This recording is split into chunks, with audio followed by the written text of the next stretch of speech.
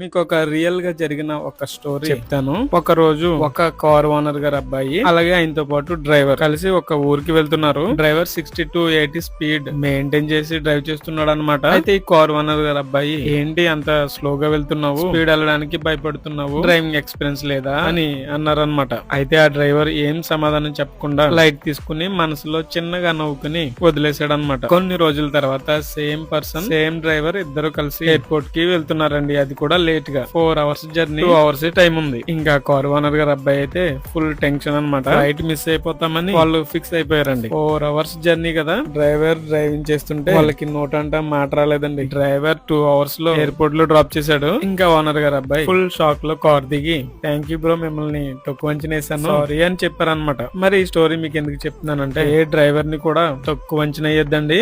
ఎందుకంటే driving skills రాకుండా driving field కి ఎలా వస్తారు చెప్పండి. ప్రతి డ్రైవర్ కి కొన్ని లిమిట్స్ ఉంటాయి. లిమిట్స్ దాటాలంటే సమయం, సందర్భం ఉండాలి కదా. ఆ సందర్భం వచ్చిందంటే డ్రైవర్ తన ప్రాణాలను కూడా లెక్క చేయడండి.